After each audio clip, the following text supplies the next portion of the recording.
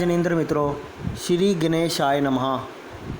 मैं आपका दोस्त सन्नी जैन और आप सभी का मेरे चैनल एस्ट्रो लाइफ सीक्रेट्स में हार्दिक स्वागत है।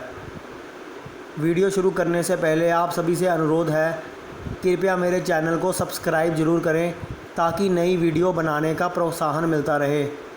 मित्रों, बेल आइकन को दबाना बिल्कुल मत भूलें, क्योंकि वीडियो की नई नई जानकारी आपको समय समय पर मिलती रहे, इसलिए बेल आइकन को ज़रूर क्लिक करें।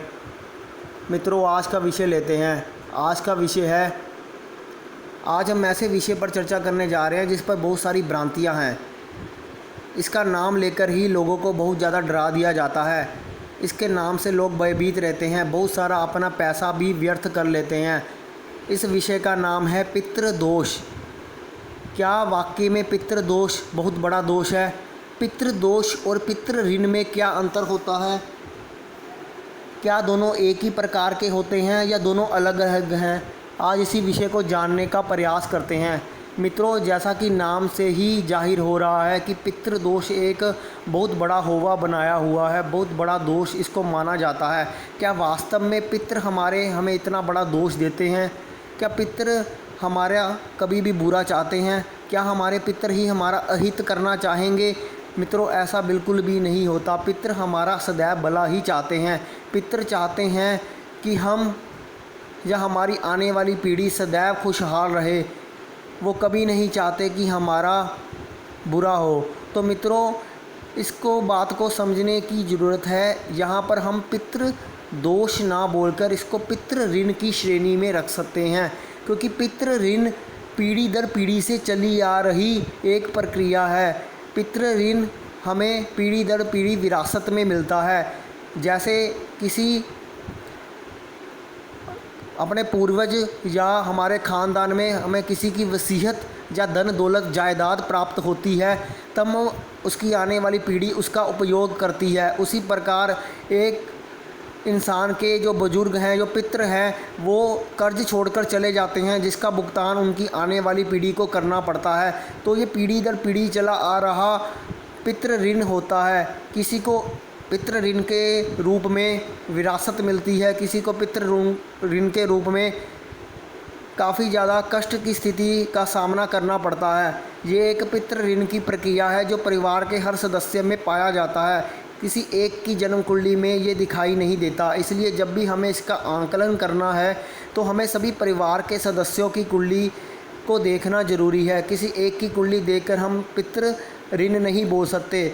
पितृ दोष बोलना पितरों का अपमान करना होता है। इसलिए पितृ दोष ना बोलकर हमें पितृ ऋण कहना चाहिए, जो हमारे परिवार की पीढ़ी दर पीढ़ी से लागू होता चला जाता है।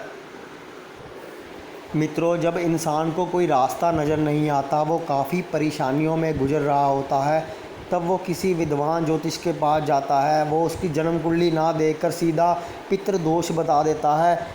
कोई भी ग्रह स्थिति को देखकर पितृदोष बता दिया जाता है और उसकी पूजा करने को बोल दिया जाता है। कई बार ऐसा देखा गया है कि पूजा कराने के बाद भी पितृदोष वहीं का वहीं बना रहता है, क्योंकि पितृदोष होता ही नहीं है, क्योंकि वहाँ पर ख़ानदान की कुंडलियों का मूल्यांकन किया ही नहीं जाता।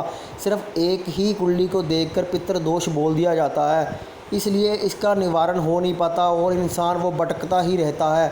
मित्रों, इस बात को बहुत ज़्यादा समझने की ज़रूरत है।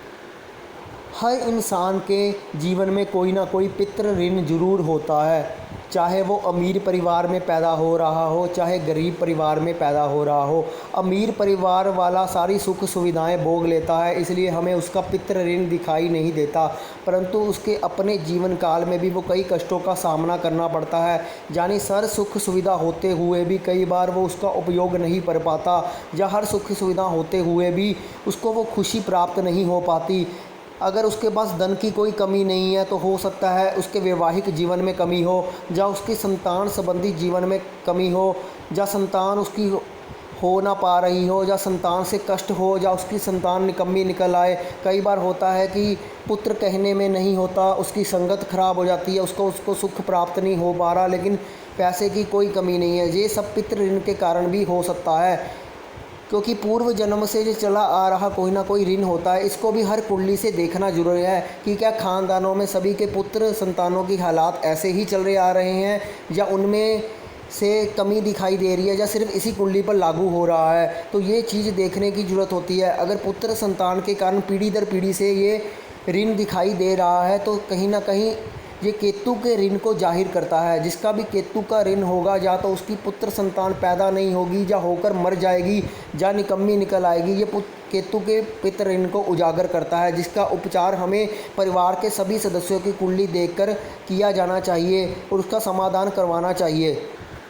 ऐसे ही हमारे परिवार की बेटी या बहन सुखी नहीं है, ख़ानदान में बहन या बेटी का सुख प्राप्त नहीं हो रहा, उनको कोई ना कोई कष्ट हमेशा जीवन में लगा रहता है, पीढ़ी दर पीढ़ी ये चलता आ रहा है, तो हमें ये देखना होगा कि कहीं बुध का ऋण को लागू नहीं हो रहा। बुध का ऋण पीढ़ी दर पीढ़ी चलता तो नहीं आ रहा, क्योंकि एक इंसान की कुंडली में अगर ये दिखाई देता है तब उसके हम जन्म कुंडली के सामान्य उपाय से भी इसका परिहार कर सकते हैं। लेकिन अगर जन्म कुंडली से पीढ़ी दर पीढ़ी चलता आ रहा है तो सभी परिवार के सदस्यों की कुंडली का मूल्यांकन करने के बाद ही हम किसी निष्कर्ष पर पहुंच सकते हैं। ये पितृ ऋण की श्रेणी में आएगा, जो हमारे पूर्वजों के द्वारा किए गए कर्मों का कारण भी हो सकता है, या उनका कोई ऋण भी हो सकता है, जिसको देखना जरूरी होता है। इसलिए पितृ ऋण और पितृ दोष को समझना जरूरी है। ये हमारा पितृ दोष ना होकर एक पितृ ऋण को जाहिर करता है। मित्रों, अक्सर जन्म कुंडली देखकर हम कई बार ऐसी युतियाँ देख लेते हैं, जैसे शनि राहु की युति होगी, सूर्य शनि की युति होगी, राहु चंद्रमा की युति होगी, नवम में राहु हो गया है, पंचम में राहु हो जाए तो हम पितृ दोष बोल देते हैं। परंतु एक ही समय पर कई बच्चे पैदा होते हैं, सभी में ये एक समान रूप से लागू नहीं होता है।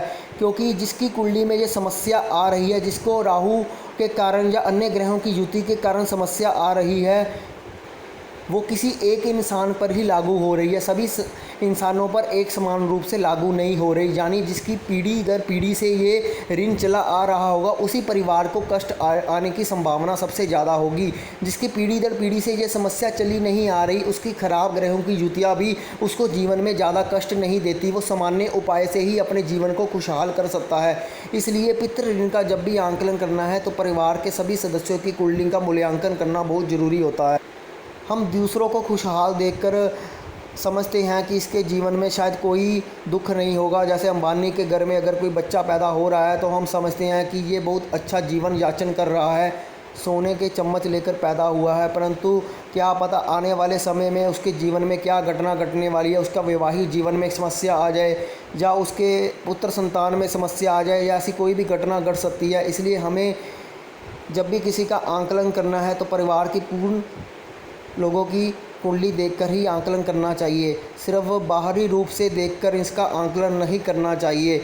एक सामान्य इंसान भी गरीब होकर भी अपना जीवन यापन बहुत अच्छे तरीके से चला सकता है, जीवन की ऊंचाइयों को पहुंचा भी सकता है, अगर वो अपने जन्म कुंडली का उपाय कर ले। अगर उसके जीवन में परिवार से ही संबंधित समस्या आ रही है, तब परिवार की पूरी कुंडलियों का समाधान करने के बाद ही वो उस ऋण से छुटकारा प्राप्त कर पाएगा।